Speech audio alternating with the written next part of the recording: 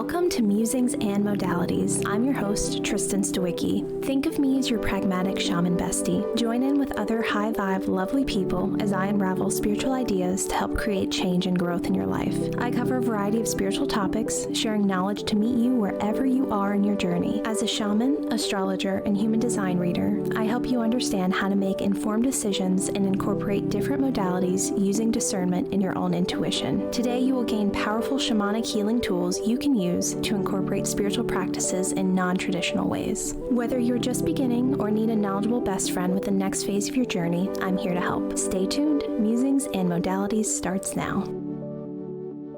Everyone, and welcome to Musings and Modalities. I'm Tristen Stawicki, your pragmatic shaman bestie, and for the next 30 minutes, we'll be diving into all about boundaries. In this episode, I'll cover how I found my own boundaries and the process I do each year after the holiday season to reaffirm and reflect on how my boundaries have shifted. I'll also cover my top tips for keeping your boundaries strong and how our bodies alert us to when our boundaries have been crossed.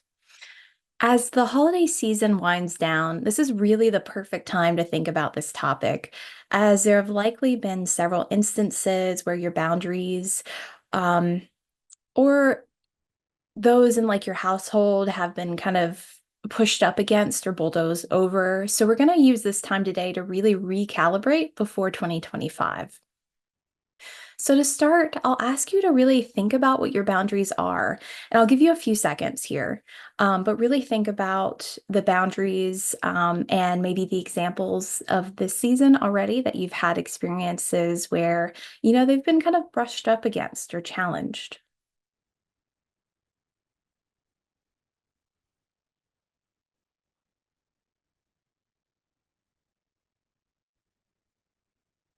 And it's absolutely okay if your mind went blank, if you were trying this exercise in kind of real time, or you don't know. For many of us, we can really struggle to articulate our boundaries unless they have been crossed by someone, or you find yourself acting really out of character in reaction to something someone said or someone did. And a really easy way to start figuring out what your boundaries are is to really think about your needs as a human. For instance, we all need to eat every single day. And so if you think about the meals and snacks in your day, and any challenges you may have eating when you're hungry and when you need food. So for me, having a job in the corporate world means that finding time for lunch is a nightmare, right? Coworkers will schedule over lunchtime, even if you have it blocked off your calendar. Or, there could be this kind of terrible culture where your coworkers act like delaying providing fuel to their body is something to be kind of revered, which is absolutely not the case. And so I'll kind of provide tips later in this episode to discuss how to set and shift and reinforce boundaries. But for now, I really want you to have a very narrow focus in finding what yours are. I really want to start with this foundational step. Another need you may have is coffee or tea in the mornings, which is a boundary often communicated on mugs or t-shirts, but ultimately is a need, right? You're allowing your body the time and space and perhaps caffeine it needs to really wake up and start the day. And so this is really an invitation to think about the non-negotiables you have in your day. And I credit this term to my coach who I've been working with on this very topic. My non-negotiables are getting outside, walking for a minimum of 20 minutes each day, eating meals in accordance to what my body needs, sleeping a minimum of 8 hours, because I'm just not able to function without that kind of minimum, and meditating twice a day. And that's a list, right? Like, I'm sure maybe even some of you are kind of laughing at how long that is. I know it's like a lot, and it feels like even a little high maintenance to say that out loud, because the typical kind of American schedule is really opposed to many of these non-negotiables. And what has really been helpful for me in establishing boundaries around each of these is to make sure that I get kind of my needs met each day and to frame it as such. And if you already have a handle on your needs, like that's fabulous. And if you know your boundaries, like even better, gold star. But I really encourage you to kind of take that a step further And to make sure your list of boundaries and needs cover a few different areas. So I wanted to kind of go over a few different types of boundaries as an example to this. So a physical boundary is one of the most important ones to acknowledge and clearly define for yourself. For instance, I'm someone that needs a lot of physical distance from myself and another person, especially a stranger in a store. I do not want to be touched by someone I do not know, or if I have not given consent for them to touch me. And so I really want you to think about your own limits in situations where physical touch is expected. An easy example of this is like a handshake or a hug when you're greeting someone, or you're just meeting, but kind of spending a lot of time with, what is comfortable for you and how you interact physically in that space.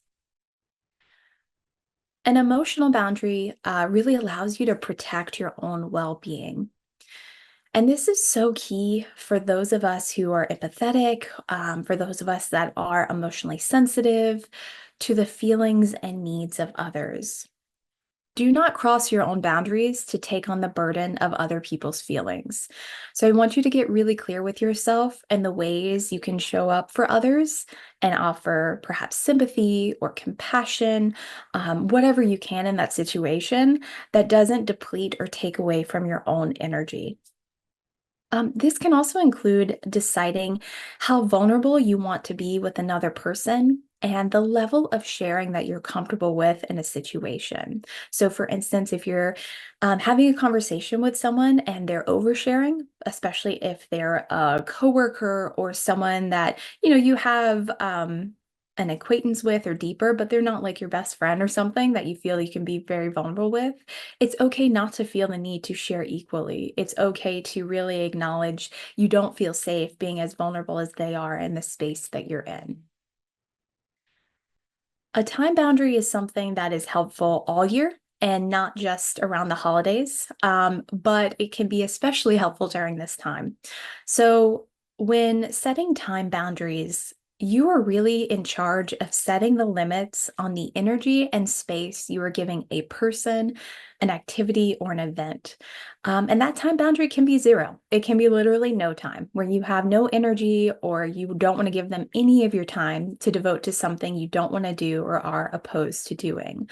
I found time boundaries really helpful, especially at the beginning of the year or when you're trying to start a new habit or you're just trying to make some shifts in your life.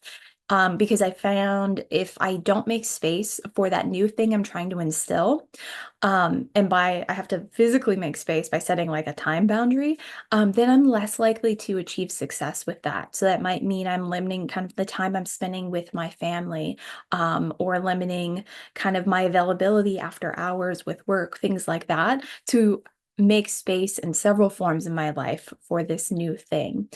Time boundaries are really, really helpful during the holidays or as we're wrapping up the holiday season, especially when you're depleted.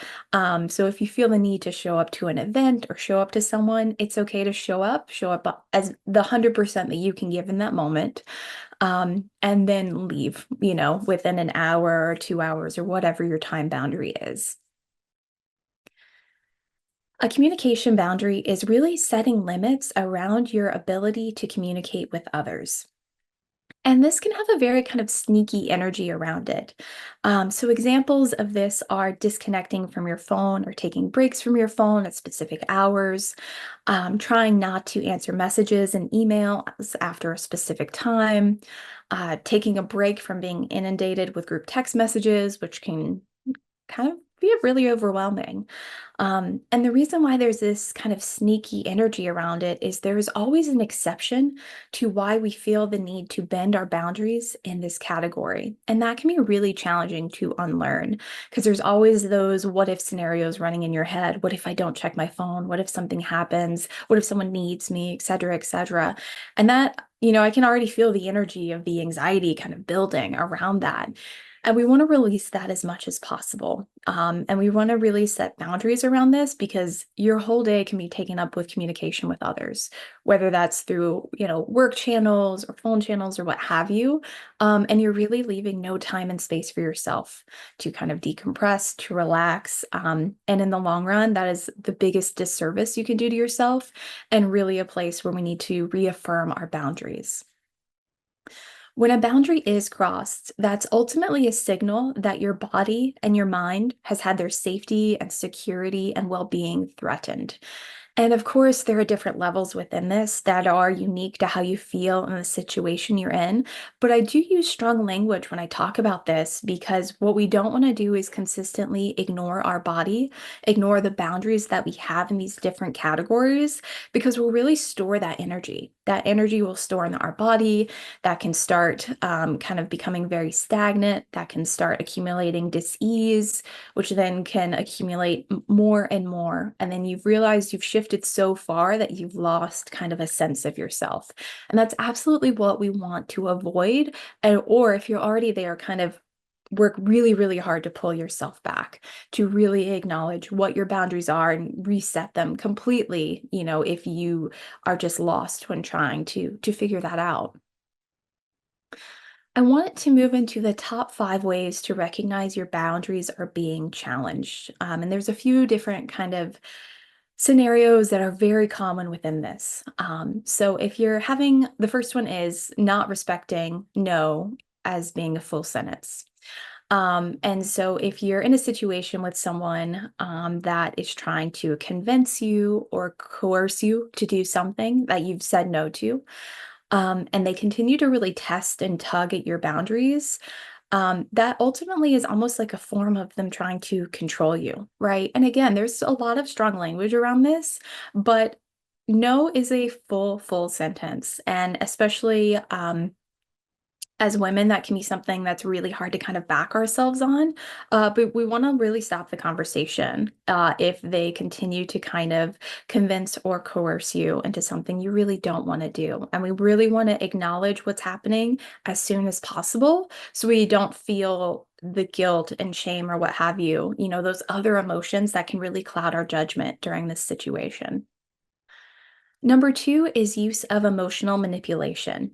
This can include guilt trips, dramatics, crocodile tears, any and all tactics of this nature that really, where the goal is really to shame you and pressure you into giving in to their demands.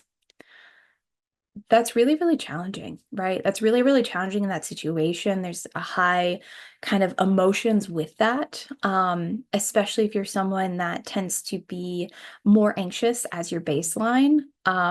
You just want the situation to stop and you just want this conversation to end. And sometimes it feels like giving in is the easiest kind of path, but really and ultimately, you're doing that disservice to yourself. And we want to not do that. We want to stop that as much as possible.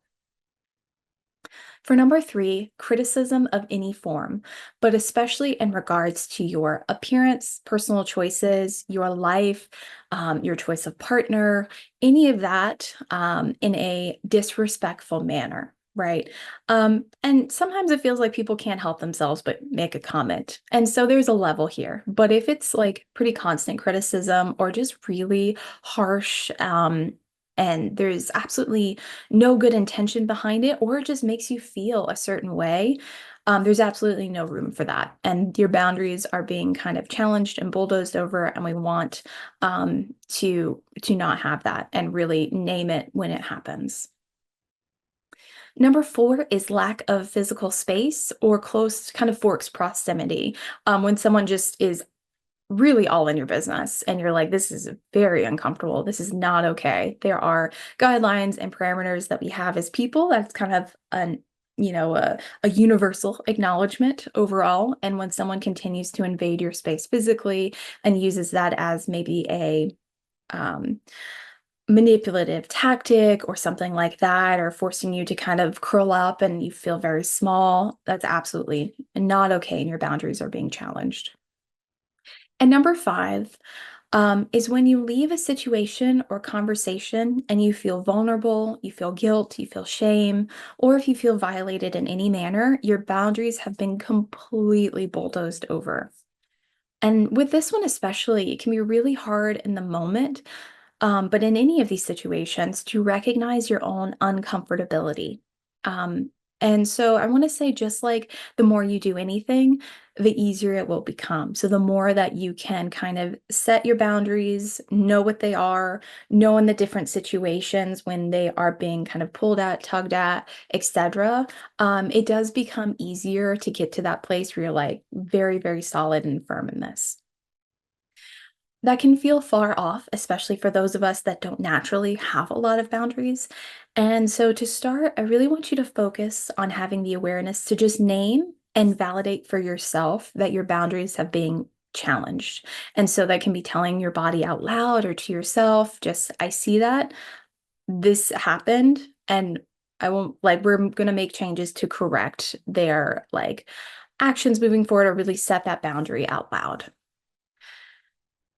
I also want you to take it after you've done that a few times and like worked with yourself and that. I really want you to take a mental note of who continues to challenge your boundaries, what tactics they used, and really think about how you may have shut down the conversation sooner or may have left the situation, or perhaps what you would have done differently.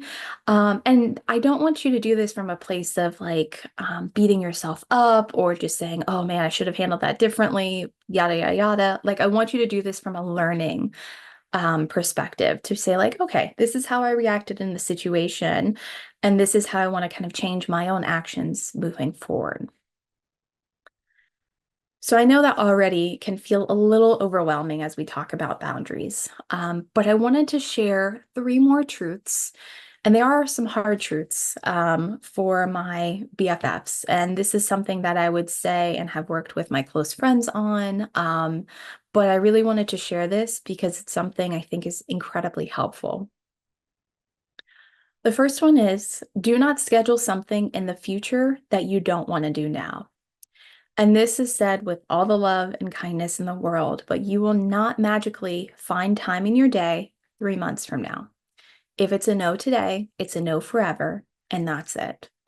And so as people are, trying to make plans or meet for coffee or there's an event, whatever it is, if you just really don't want to go, don't want to spend time in that environment, don't have the bandwidth for it, whatever your reasoning is, that's all acceptable. Don't try to say, I don't have time for you today, but I can schedule something in the future if it's not a situation you want to put yourself in at all. The second hard truth is that some people will never respect your boundaries despite your best efforts. This is a reflection on them and not you. But for those folks, there can be some hard decisions around your relationship with them or around how you manage your interactions. And there are a couple of ways you can do that. You could limit your interactions with them. You could time box the interactions. So if you're forced to interact with them, like a coworker or something like that, you really try to do the minimal amount you can. You can go complete no contact and remove them from your life and your energy. Or ultimately, you can leave, whether that's a partnership that's no longer serving you, whether that's a work situation, whatever you need to do to keep your peace and feel safe.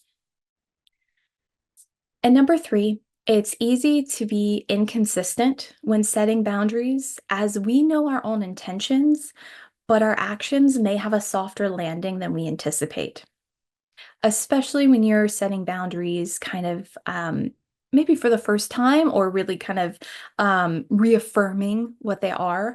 I encourage you to have frank conversations with a trusted close friend or a partner, or a very close family member, to really get their take on how they experience your actions when you set a boundary.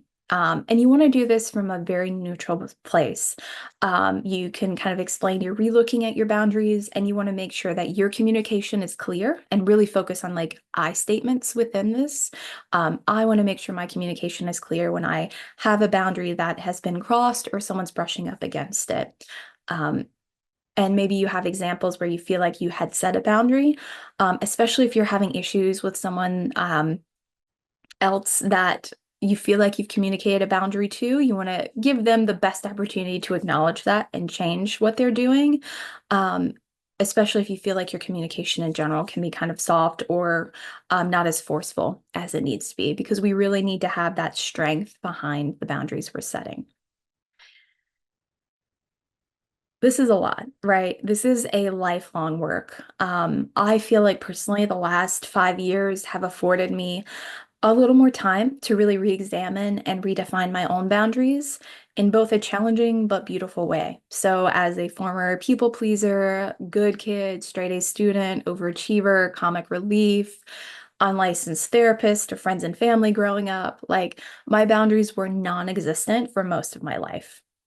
And it's really hard to build them up and work within your own body to trust that you have its back, right? And so I had to reflect on my own uncomfortability in the world and dig deep into why I had high anxiety, low self-esteem, bouts of unhappiness. All of this kind of emotional upheaval was my body screaming and crying for help. It got to the point where for many years I felt really unsafe in most environments, and I was exhausted from being in a state of hypervigilance. None of this was supporting me nor allowing me to live the life of my dreams. And really, this work to define and to reinforce your boundaries is so vital to the human experience and so vital to having the confidence and ability to feel secure out in the world. And as we wrap up kind of this portion of today's episode, I want to discuss how you can reestablish your own boundaries. The only thing you can control is how you react. So the goal is to clearly and consistently state your boundaries and what is and isn't acceptable behavior in your presence. Respectful communication is key. So refrain from yelling your boundaries or allowing the other person's energy to control or affect you. You'll also want to explain the specific consequences if the situation doesn't change and follow through on them. You absolutely have to follow through. And so these can include ending the conversation, ending a friendship, limiting contact, limiting communication with someone, like whatever you need to do, but you have to follow through with this consistently. Empower yourself to take action, especially when the other person is ignoring your respectful communication. Leaving is self-care. If I don't want to be in a situation or there's no peaceful outcome or resolution that we can get to, goodbye. Like, I'm going to spend my time elsewhere. And it is absolutely okay to make that choice for yourself and to do that. Given that many of us have just experienced situations where we may feel a little bit rough, we may feel a little bit like a peeled grape after some family interactions, I really want to make sure we don't just let resentment build from any interactions this year where you felt stepped on. Really have a conversation with that person and the situation and use I language to convey how you felt, what your boundaries are, and how you'd like to move forward with them. Um, and so I think it's a beautiful opportunity, kind of as we wrap up 2024, to really do that. Just because the situation has passed doesn't mean you can't kind of right the wrong in a sense, where you communicate to someone, this is not an acceptable situation that I want to be in, and here's kind of why, here are my boundaries around it, and like let's move forward with this kind of framework in place. As we close out 2024, I wanted to share a bit about the upcoming astrology for this week and the first week or so of January. And there is so much going on. I could have used the entire episode just for this, but instead, I'm trying to just think about like kind of what's most important info for you to have. So, for our final astrology report this year, I wanted to give some quick reminders of our experience recently. Mars went retrograde on December 6th in the fiery and dramatic sign of Leo. Mars retrogrades are much longer and less frequent than Mercury retrogrades. And typically, Mars will shift into another sign, like it does when it moves into Cancer, on January 6th. Mars then stations direct on February 23rd, 2025, and then it doesn't exit the post shadow, so the retrograde cycle isn't complete until May 2nd, 2025. And again, I know that feels like forever. So when we have Mars still in retrograde, right? So setting the scene, Mars is still hanging out in retrograde. Mercury was in retrograde and is closing out its post-shadow phase until January 2nd, where we can still kind of feel the effects of Mercury overall. And this energy definitely adds a little saltiness, a little tension to the week. There can more easily be an overboiling point this week with clashes with family, heated discussions. So I want to say that because I want to make sure you have an awareness and to really keep an eye on energy in the room. See if there are ways to diffuse a situation with a well-timed joke or singing a holiday song. It's also harder for people to fight if they have food in their mouths. So just have that awareness overall, especially for the next few days. The moon is in Scorpio for much of December 25th through the 27th. And so I call this out because I think it's a beautiful time to lean into the ritual elements of the holiday season in whatever way that looks like for you. If there's a tradition you want to start or stop doing, the Scorpio moon will really support you in this endeavor. This is also a lovely time to start mentally preparing for the new moon on the 30th of December, where you can reflect on the growth and transformations you are claiming in 2025. Do not sleep on this time and really use it wisely. Journaling and deep self reflection, especially if you spend some time outside nature, is incredibly important. For the week, kind of after the holidays, as we go into the new year, I really encourage you to move your body in whatever way works best for you. The energy of Capricorn season does not support stagnancy, and using movement to kick off the energy of the new moon and of the new year is a great way to add momentum energy to your goals. Now, I don't use the New Year celebration in the way that it's kind of advertised. My New Year is when Aries season starts on March 20th, kicking off the new astrological year. If you're someone that loves the energy of New Year's, I recommend setting your intentions, resolutions on the 30th of December to work with the energy of the new moon. On January 2nd, the same day Mercury kind of gets out of its post-shadow phase, fully out of that retrograde energy, Venus is going to switch signs and will move from Aquarius into Pisces. Venus loves being in the sign of Pisces as the energy of dreaminess and beauty works so well together. I'll be using this time to visit museums, watch glamorous old movies, and really enjoy the beauty of the world. This energy is very replenishing and almost generous to a fault. I know I threw a lot of dates in there, and to avoid kind of doing more, I just wanted to highlight that we have a few big shifts in 2025. Our inner planets like Mercury, Venus, Mars shift into different signs occasionally to frequently, right?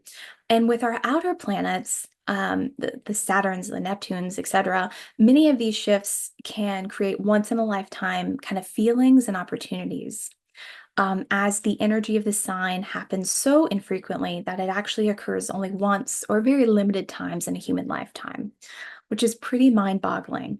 So I wanted to call this out as we have a number of these shifts in 2025, and it's very easy to talk about those kind of shifts, or fall into the trap of fear mongering around these, which I am not here for. I'm talking about them and I'll continue to talk about them over the next few months because I want us to use our awareness and our wisdom. But overall, to acknowledge astrology should never invoke fear or encourage fear in any way. And so I really want to make sure that that's clear as we're thinking about these changes. All right, I really hope this episode was helpful in learning more about boundaries and how to reclaim yours. Thank you so much for watching Musings and Modalities with me, your pragmatic shaman bestie. Tune in the second and fourth Mondays of each month at 8 a.m. Pacific, 11 a.m. Eastern for more fabulous episodes. If you haven't worked with me before, I'm offering a free 30-minute call for chakra clearing and balancing, where I'll use Reiki to remove energetic blockages, align your energy, and replenish where you're feeling depleted. If you'd like to learn more about the astrology happening in the world, especially in 2025, and how that affects your personal experience, I can kind of dive into that in a birth chart reading. I'll also go through each of the 12 houses in depth with you to cover your planetary placements. These offerings and more can be found at musingsandmodalities.com. Thank you so much for listening.